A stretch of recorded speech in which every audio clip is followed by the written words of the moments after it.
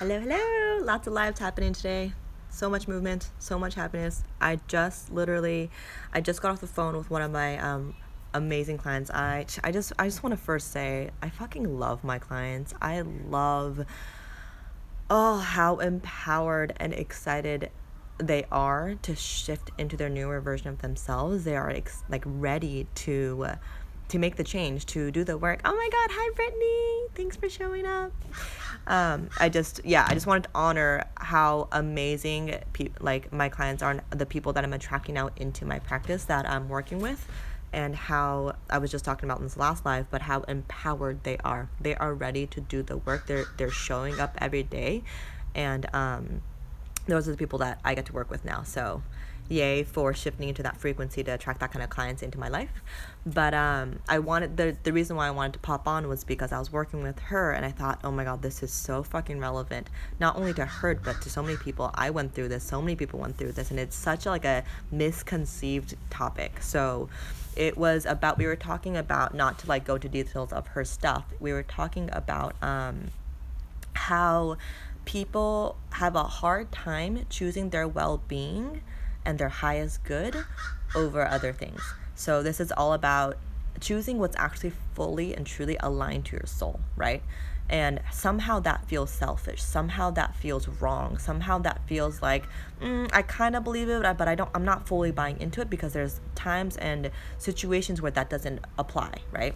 So that's the part that I want to kind of go into and like unfuck because when it comes down to choosing your well-being, when you think of it as your highest good, when you're choosing your highest good, it's this like universal truth that by choosing your highest good and what raises your vibrations, you are at the same time consequentially choosing the highest good for everyone and the higher vibration of everyone in your sphere that you are connected with. So and this is like Abraham stuff, but she talks about how you have to go general, right? You have to go general and getting yourself on board with beliefs that you believe is that you're okay with, that you actually are on board now. You can't fake this shit. If you don't actually believe, you don't believe it, and therefore no matter how many mantras, how many things that you keep saying and retelling yourself, if you don't actually believe it on a deeper level, it's not going to shift, and that's never always going to be in your frequency, in your programming, in your system, right? And that's always going to be something you're going to be projecting out and attracting in. So this piece about the well-being, so something I always tell my clients is and this is actually going back, the client that I was working with, the clients that she is working with, she always tells them to, hey, choose your well-being first, nourish yourself first, operate from an abundant place first. So she's telling and preaching this to her clients, and yet this exact issue came up for her. Surprise, surprise. Usually the people that you're working with, the clients that you're working with, are a mirror in what's going on with you, right? And / like you're only like a week ahead of your clients, basically, right? So you're working with people that were maybe like 1 week behind you, right? So she was preaching this, but also there was a part of her that wasn't fully on board with it. Or she was on board with it in certain situations, and she wasn't on board with it in other situations.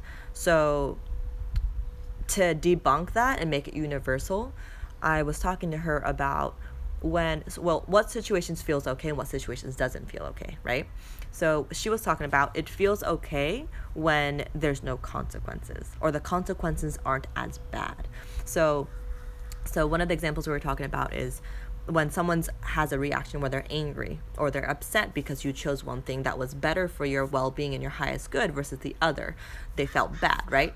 So, or they would get angry or they were upset. So there was a consequence with that. If they were just upset a little bit, I'm okay with choosing my well-being. But if they were super, super upset, and you can understand why you were upset because you've chose things that upset them before multiple times, and this was like the third time that happened in a week or something, then it feels not okay. Then it feels okay to sacrifice yourself a little bit to help with their well-being in this particular moment, right?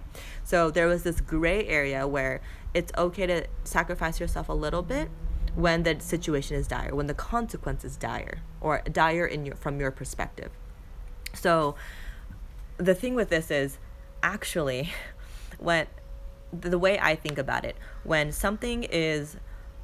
you're choosing your well-being, when you're choosing what actually is feeding your vibration, raising your vibration, which is instead of lowering it. So we're going general here. What it does is when your frequency is high and you start choosing, every choice that you make is related to, is it raising my vibrations or lowering my vibrations, right? Then you start, your frequency and your vibrations start getting higher and higher and higher. And then what happens is you only attract in things of that frequency that match that, right? Which then eventually what happens is, so even if there are people around you or circumstances around you that may lower other people's frequencies or are not vibrating at a high frequency as you, it doesn't affect you. It doesn't pull you down. Not saying that if it does pull you down, it's bad, but it doesn't affect you as much as if you were able to hold that vibration. It's all about how well you can stay in the vortex, right? How well you can hold that vibration. And so this is the whole, and going super extreme, but also general and specifics of energy. So when we bring in the human concepts of, well, this person might feel bad or this might do this, but you think of all the what ifs of all the consequences, you're going down a rabbit hole, and that's not going to help you at all. You have to think of it of just pure energy. Energy isn't biased. Energy has no emotions. Energy doesn't label good or bad, right? It just is. Like attracts like, frequencies have certain wavelengths that match other frequencies, period. They're just different radio stations, right?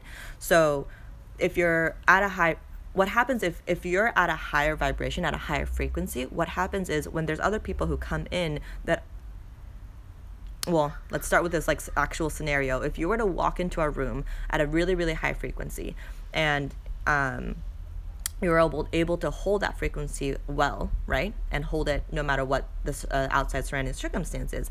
What's going to first happen is people who are not vibrating at that frequency, at a lower frequency, are going to come towards you because they're attracted to it, because it looks shiny, pretty, and it feels good. So they're naturally attracted to it, right? And then if they're still able to hold that frequency, even when they're surrounded by the other frequencies, what ends up happening is, just by you holding that high frequency, the other people are going to start matching up that higher frequency. Only if they're ready, meaning only if they're able to let go of the resistance on the spot and be like, I want to buy into that story. I rather let go of all the beliefs and whatever that are holding me back. I want to go there. If they're ready to do that and they're willing, then they can shift into the higher frequency. So what happens is the more you choose a choice that raises your vibrations, the more you're enabling other people to match you where you are. The more you're going to influence them to step up into their higher frequencies. So overall what that does, that's just the energetic perspective of it. Overall what that does is, by you choosing yourself, by you choosing what's the highest good for you, right? And what's actually going to raise your vibrations each time, you're going to start vibrating at a higher and higher frequency, which then in turn, the consequence of that is going to influence other people to step into their higher frequency. So your highest good is equal to the highest good of everyone around you, right? So it's only a win-win here. So you see how when you connect from the general energetic perspective, where there's no biases, there's no like details, it makes sense. There's no resistance around it when you think of it that way, right? So that idea too, I just want to bring up, I always love this example when, and I'm not religious or anything. I've never grown up with religion, so I don't know the details here. My religion was science, but when they talk about Jesus and like you hear about in the Bible how people would come to him for healing, right? People would just step in front of him. He didn't do anything. He didn't like swing a magic wand or anything. He just stand there, and that person in front of him would start to heal, and they would be healed for good. So the idea behind it from an energetic perspective is that Jesus, this person, this godlike person, was able to hold such a high frequency that his whole field did not allow anything lower than the frequency that he was vibrating at. He was vibrating at a frequency of health in terms of the physical, mental, whatever, like pure like source energy, consciousness energy, right? If you're holding that level of a frequency that like super solid within you, when they come into your field, like whenever someone steps into your field, their subconscious field and their whole energetic field and yours interact, right? It's like the lower frequencies couldn't exist in his sphere of his frequency. That makes sense? So because his energy was so strong and so solid and so high that anyone who would come into his presence or into his energy field would shift into the higher version of the original person who was sick. So, and that what that looked like in the physical body was healed. That's why they're like, oh, this person is God, this person is enlightened, whatever you want to call it.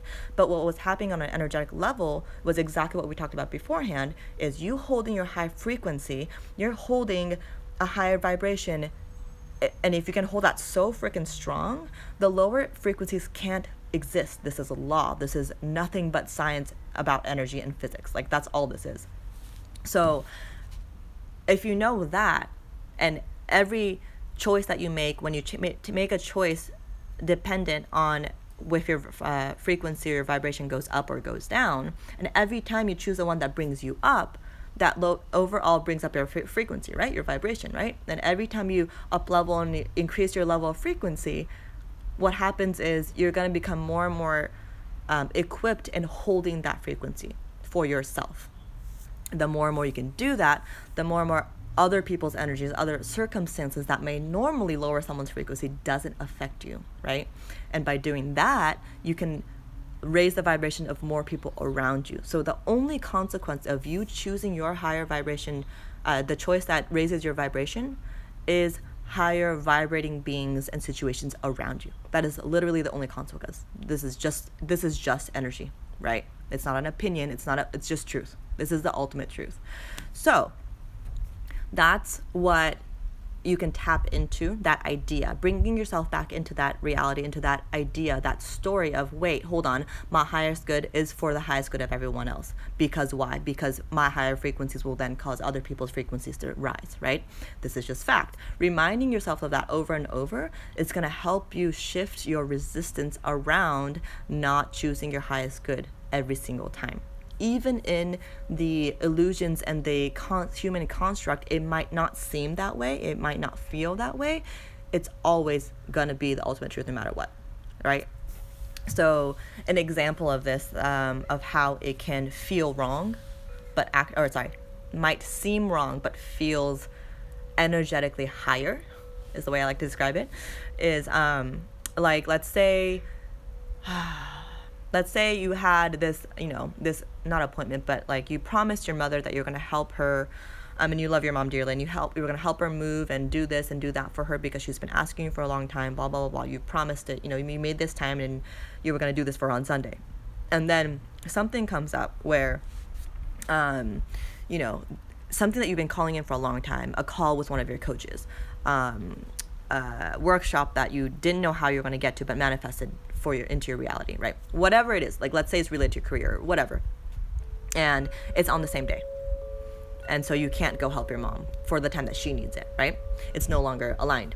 So when you think about, okay, what's actually truly aligned to me, what's soul aligned, what's aligned to my soul, you have to, the measuring scale or barometer that I use is, does it raise my vibration or does it lower my vibration? So how that would work is, when you think about the situation, when you think about actually doing the act as if it's already happened, so going to help my mom, like doing this, helping her move and the work that you would be doing with her, how does that make me feel if there were no consequences? So cutting out all the idea of consequences, like her being mad or her being upset or getting a lot of shit for it or feeling like a horrible person, like taking away the consequences of how I'm perceived or how people might feel by choosing that choice, take all that out, and then visualize how it would feel to go through that action and go through that actual situation. Does it raise your vibration or does it lower it? There can't be an in-between there. There is no gray area. It's just up or down. When you're thinking of a scale up or down, there's only like one direction, right? And then think of the other situation, again, with no consequences. If there were no such thing as consequences in this particular exercise, which way would your vibration go up? So what could be is, it might go up for both situations. So in that case, which situation brings up your vibration higher, right? So let's say the workshop or whatever, they both, like helping your mom and doing that feels good. It does raise your vibration, right? But then when you think about the workshop, it's like, oh my God, I'm so excited. My life is about to change. It's a whole different level of frequency increase. That's when you know, okay, that's the one that I need to choose. That's the one that raises my vibration. That's the one that's going to bring my vibration to a higher level. Even though, right? So even though piece, the consequence piece is fear stuff. Don't buy into the fear. Because what we learned is when your vibration is higher, when you choose your well-being, your highest good, when your higher vibration choice first, what happens is everything it's equal to the highest good of everyone else, right? So even if it doesn't seem like it's going to be good for your mom's highest good at the moment and in short term, in the long term, for whatever reason, it will be. You just got to trust that that's how it's going to unfold. When I do this, what tends to happen a lot is when I choose the one and I'm like, I'm giving into the high vibration. It kind of sucks. I feel like a terrible person, but you know what?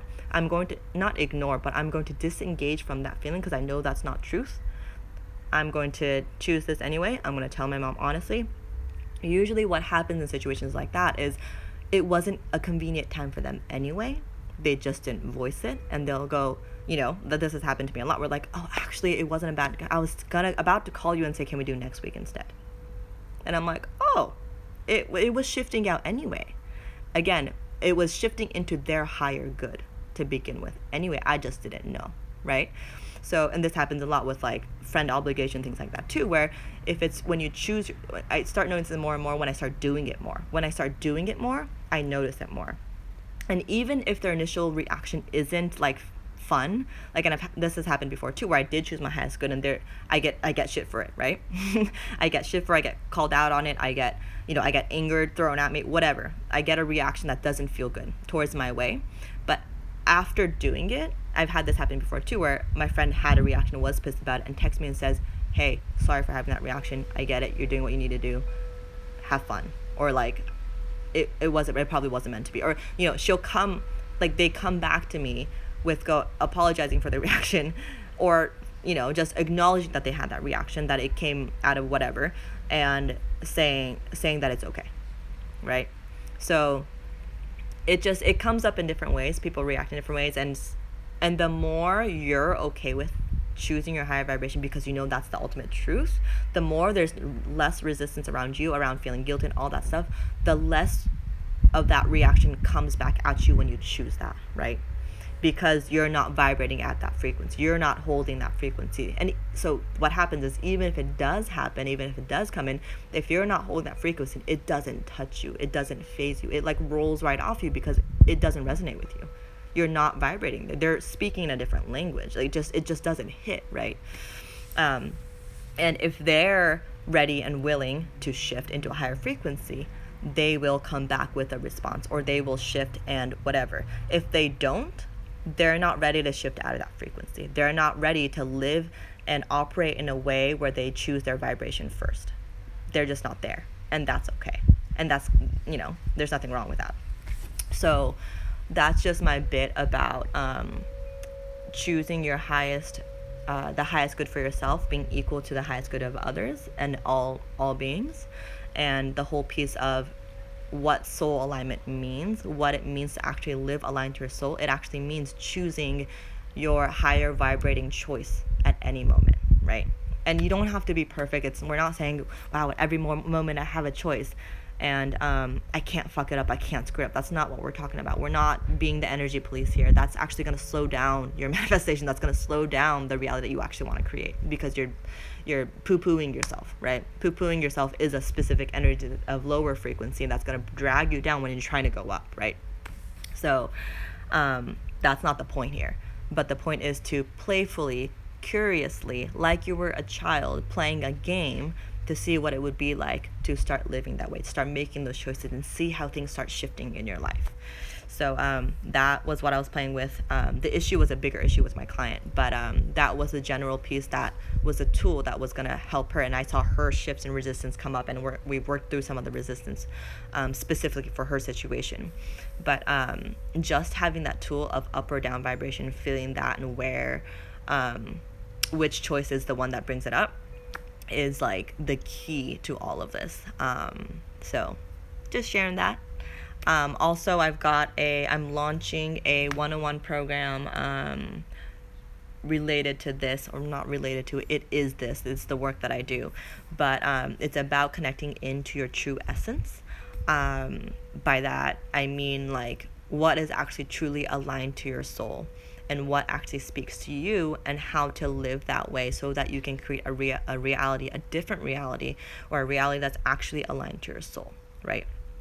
So it all comes down to connecting back into that true essence of who you are. And by doing so, you are then available for calling in all the things that are aligned to your true essence, your highest vibrating self, your highest good. That I'm launching that starting tomorrow, actually tonight ish. And after this, basically after the solar eclipse, and I have 4 spots available. So if anyone is interested, and it's 5-5. Basically, it's like, what is it? It's 5-5-5-5-5-5. So many fives. 5-5-5-5. So 5,555 for 3 months of this soul alignment coaching. How to use this Abraham Law of Attraction stuff in a practical way to actually create the reality that you want. And this body intuitive energy healing work that I do, which basically helps clear the resistance and imbalances in all 6 of your bodies: physical, emotional, energetic, mental, and your other 2 spiritual bodies, to clear up the filters and distortions that are blocking you from tuning in and living as your highest self. So yeah, I'm doing it's basically 2 body intuitive sessions and 2 soul alignment coaching sessions a month, and working for 3 months intensively. So, and the whole thing is 555. I have to count 5,555 dollars to work with me for 3 months full time, or with a payment plan of 6 months through PayPal. So there's those 2 options. But if you feel called to connect and work with me to up-level to creating the reality that's truly aligned to your soul, to expressing your true essence through your life and through your life work, connect in with me, and we will up-level and power through this with the solar eclipse energy, new moon energy, eclipse season energy, into the newer paradigm, newer, higher version of yourself. That is all. Love you all so much. Have a beautiful rest of your day. Happy solar eclipse. Happy new moon. Happy evolving and expanding. So much love to you. Mwah.